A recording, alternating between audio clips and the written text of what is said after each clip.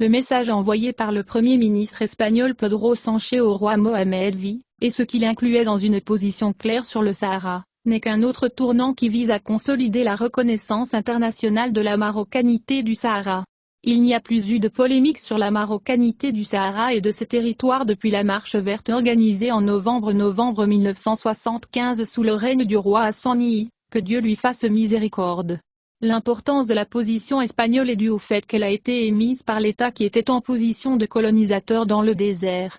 C'est une reconnaissance par l'État qui colonisait le Sahara marocain que la terre est revenue à ses propriétaires.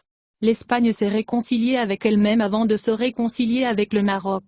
Tout ce qu'ont fait les citoyens marocains, qui ont marché par dizaines de milliers vers le Sahara, avec le départ de l'Espagne, c'est d'affirmer que le Sahara est une cause nationale. La marocanité du Sahara fait partie intégrante de la conviction du citoyen marocain sur cette question et la nécessité de restaurer l'intégrité territoriale de son pays. De ce point de vue, l'Espagne considère l'initiative marocaine d'autonomie, qui a été présentée en 2007, comme la base la plus sérieuse, réaliste et crédible pour régler le différend relatif au Sahara marocain. La chose la plus importante dans la lettre est peut-être la déclaration du Premier ministre espagnol selon laquelle il reconnaît l'importance de la question du Sahara pour le Maroc.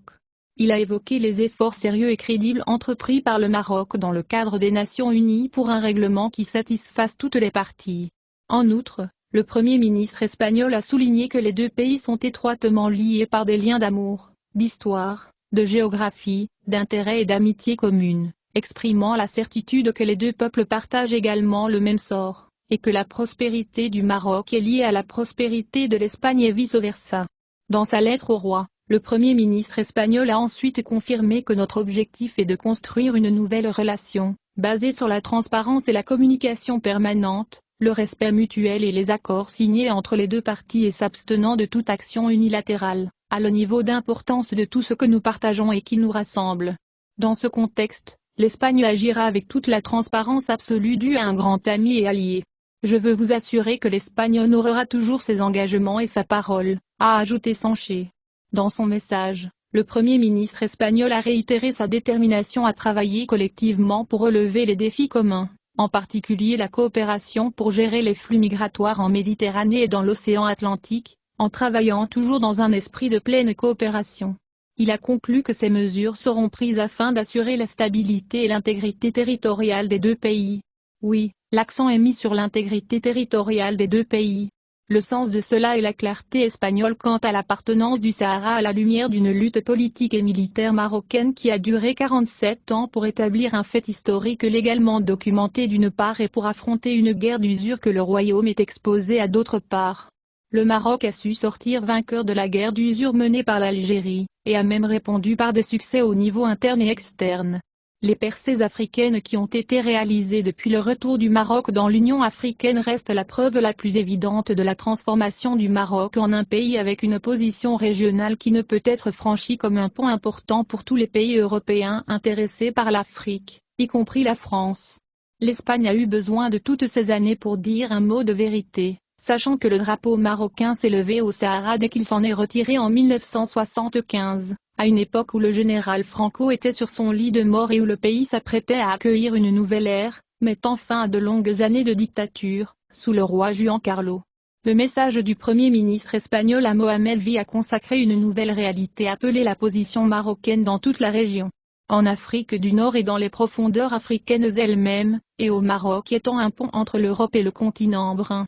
Après la reconnaissance américaine de la marocanité du Sahara, c'est au tour de l'Espagne qui enveloppe cette reconnaissance en louant la proposition marocaine et l'autonomie dans le cadre de la souveraineté marocaine.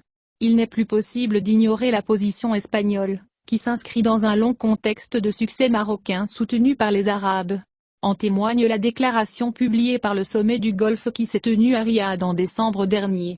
Le sommet n'a laissé aucun doute sur la position des 6 États arabes du Golfe concernant la situation du Sahara marocain et la nature de leurs relations avec le Maroc. Le Maroc a gagné la bataille pour reconquérir ses provinces désertiques malgré tout ce que le régime algérien a investi, qui a fabriqué une cause appelée la question du Sahara. Sous des slogans du genre risibles et lamentables, tels que le droit à l'autodétermination des peuples. En fin de compte, si le régime en Algérie tenait au droit à l'autodétermination des peuples, au lieu de commercer avec ces peuples, Il aurait fourni des terres dans le sud du pays à une république fictive compte tenu de la propagation de la Sahraoui le long de la bande désertique s'étendant de la Mauritanie au sud du Soudan. S'il était vraiment féru de peuple, il aurait permis l'établissement d'une république sahraoui sur ces terres au lieu qu'une partie de ce peuple reste dans la région algérienne de Tindouf, où enfants et adolescents sont soumis à un lavage de cerveau et à un entraînement aux armes qui servirent le terrorisme et l'extrémisme dans des conditions misérables.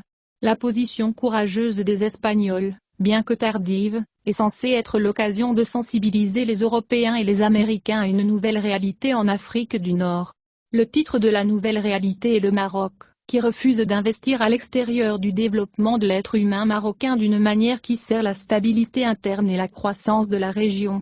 Il y a une différence entre un pays qui ne possède pas de grandes ressources naturelles et cherche à se développer, et un pays qui possède de grandes ressources naturelles qu'il dépense pour tout ce qui concerne la déstabilisation de la région et la sortie de sa profonde crise interne hors de ses frontières.